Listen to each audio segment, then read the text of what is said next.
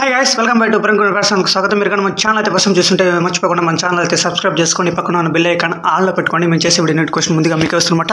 ఇన్ని రోజులు ఒక టైం తీసుకున్నాను అనమాట, ఒక మంచి కంటెంట్తో మేము ముందుకు రావాలనేసి ఈ టైం తీసుకున్నాను. ఇంక నుంచి కంటిన్యూగా మన ఛానల్లో వీడియోస్ అప్లోడ్ చేస్తూ ఉంటాను. మీరు కానీ మన ఛానల్లో వీడియోస్ మిస్ అవ్వకుండా ఉండాలంటే ఖచ్చితంగా మీరు మన ఛానల్ అయితే సబ్స్క్రైబ్ చేసుకొని పెట్టుకోండి, బెల్ ఐకాన్ ఆన్లో పెట్టుకోండి. మేము చేసే వీడియో ముందుగా మీకు వస్తుందన్నమాట. Thank you.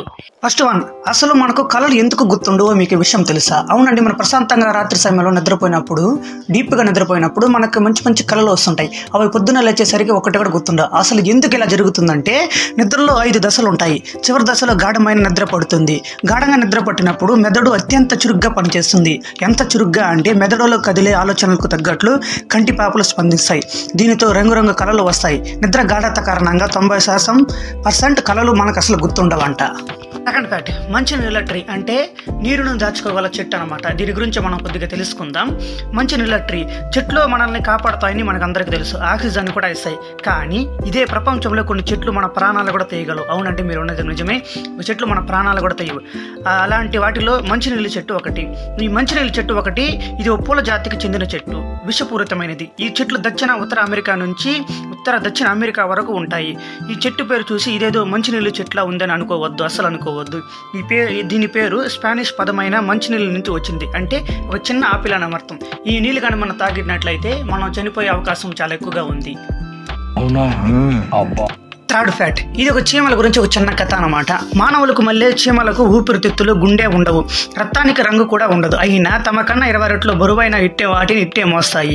ఇది ఒక సాధారణమైన మానవుడు 1000 కిలోల బరువును మోయడంతో సమానం. మరి శరీరంపై కవచానికి ఉండే ఈ సన్న రంధ్రాల ద్వారా శ్వాసను తీసుకుంటాయి.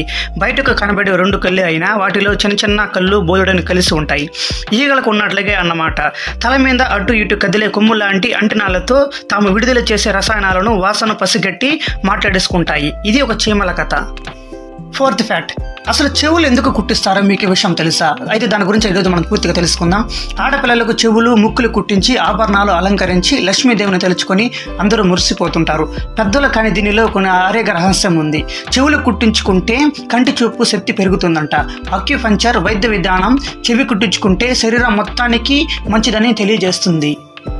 ఫిఫ్త్ ఫ్యాక్ట్, అసలు మీకు ఈ విషయం తెలుసా? అసలు మనం తరచుగానే ఉపవాసం చేస్తే అంటే ఫాస్టింగ్ చేస్తే మన వయసు వెనక్కి వెళ్ళి 2.5 ఏళ్ళు యంగ్గా కనిపిస్తారంట. అవునండి, మీరు విన్నది నిజమే. అయితే దాని గురించి తెలుసుకుందాం.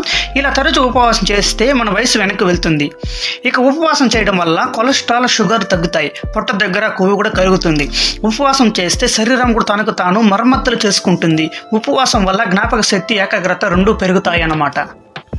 సిక్స్త్ ఫ్యాక్ట్, అసలు తలనీలాలు ఇవ్వడం వల్ల మనకొచ్చే ఫలితం ఏమిటి? అదేనండి, మనం తిరుమల కానీ కాణిపాకం వెళ్ళినప్పుడు తలనీలాలు దేవుడికి సమర్పిస్తాం కదా, దానివల్ల మనకొచ్చే ఫలితం ఏమిటి కొద్దిగా మనం తెలుసుకుందాం. భగవంతుడికి తలనీలాలు ఇవ్వడం, సమర్పించడం సంప్రదాయంగా వస్తున్న ఆచారం. శిరోజాలు పాపాలకు నిలయమని పురాణాలు గట్టిగా చెబుతున్నాయి. శిశువు కన్న తర్వాత తల వెంట్రుకలు పూర్వజన్మకు సంబంధించిన అనేక పాపాలు ఉంటాయి. అందుచేతనే చిన్న చిన్న వయసులోనే కేశఖండన జరిపిస్తారు. అందువల్లనే శిరోజాలని శిరోగతి పాపాలు కూడా అంటారు. తలనీలాలు సమర్పించడం చవరం అనే బదులు కళ్యాణమని పలకాలని ఓ జమనుజుముడి సోదరుడైన సతనీకుడు సూచించాడు. అందుచేతని ఈ ప్రదేశానికి కళ్యాణి కట్ట అని పేరు కూడా వచ్చింది. కలియుగంలో పాపాలు తొలగించేవాడు శ్రీ వెంకటేశ్వర స్వామి.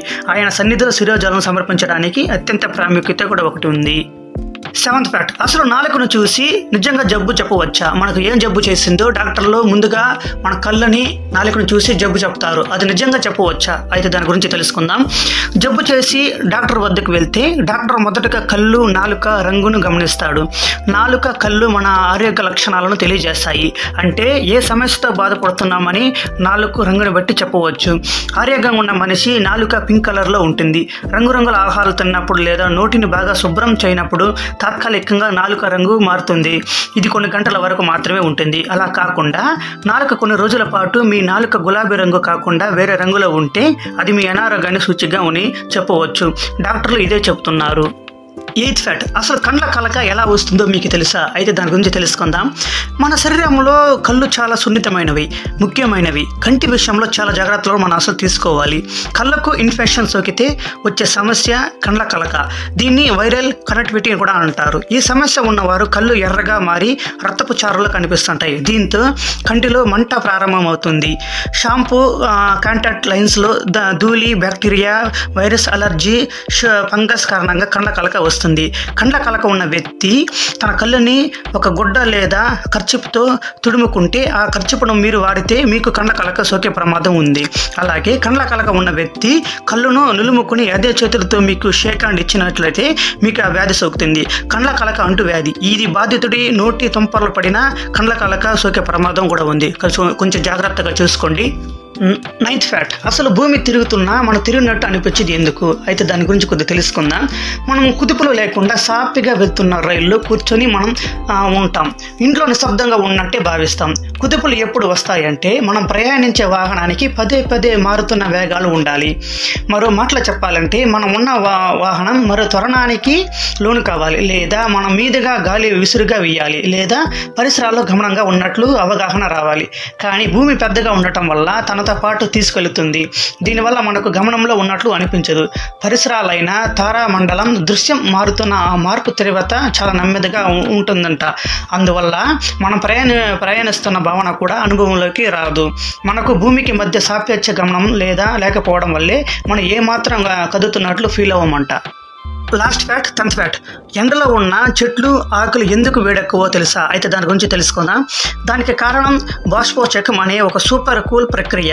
ఆకులోని చిన్న రంధ్రాలు నీటి ఆవిరిని విడుదల చేస్తాయి. దాంతో ఆకులు చల్లబడిపోతాయి. మనకి చెమట పడితే శరీరం ఎలా చల్లబడుతుందో అలాగే వేర్లు పీల్చుకున్న నీటిని ఆకులు అందిస్తాయి. అందుకే ఎంత ఎండ పడినా ఆకులు ఎప్పుడు చల్లగానే ఉంటాయి. కాబట్టి మనం ఎంత ఎండ కాచిన చెట్లు ఆకులు తమదైన స్టైల్లో చల్లబడిపోతూ ఉంటాయి.